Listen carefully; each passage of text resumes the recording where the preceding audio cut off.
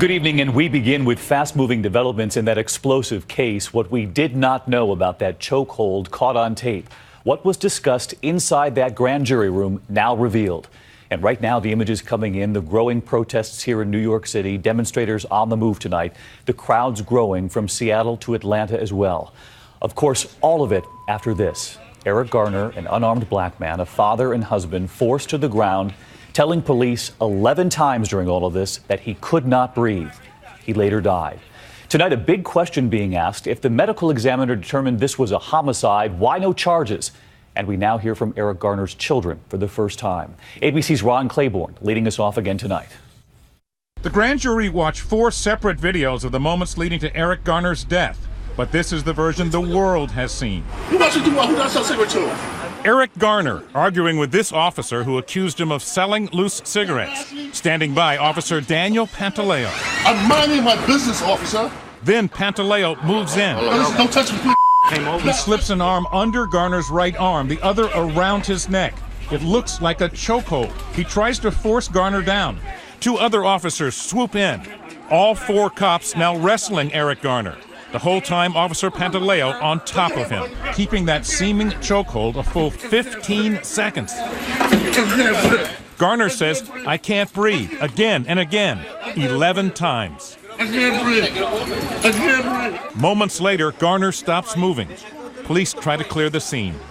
Officer Pantaleo spent 2 hours in front of the grand jury telling them he did not put Garner in a chokehold, which the NYPD bans, but executed a takedown, as he was trained to do. The 23-person, mostly white grand jury met for 9 weeks. They would have needed 12 votes to indict. The outcry instantaneous. Garner's wife responding angrily to words of condolence from Officer Pantaleo. No, I could care less. He's still working. He's still getting a paycheck. He's still feeding his kids. And my husband is 6 feet under. And today we're hearing from Garner's children in an interview with Yahoo's Katie Couric. I was disappointed.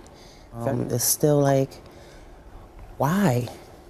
You know, you seen him die on national TV just like everybody else. Why? Basically, his focus. New York City's mayor speaking out about telling his own son Dante, who is biracial, about what he called the dangers he may face from police. This is personal. We can see through the eyes of so many of our fellow New Yorkers.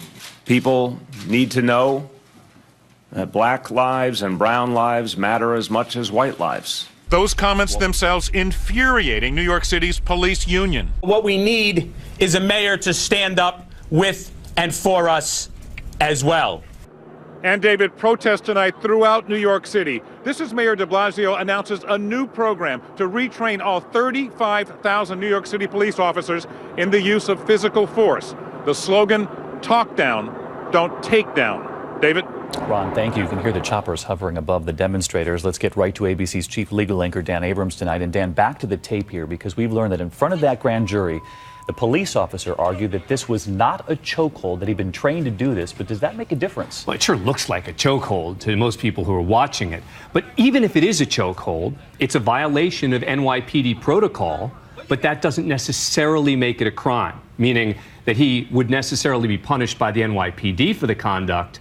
But even if it's a chokehold, doesn't immediately equate to a crime. It doesn't make him a criminal. In the meantime, the medical examiner determining this was a homicide, and you've been asked this a lot. Why then no charges? A similar type answer, which is that a homicide means the death at the hands of another. The ME here is saying that the primary cause of death was the police officer's actions. But there are defenses to that. And in this case, the police officer said he was justified. It seems that the grand jury accepted that. Dan Abrams tonight. Dan, thank you.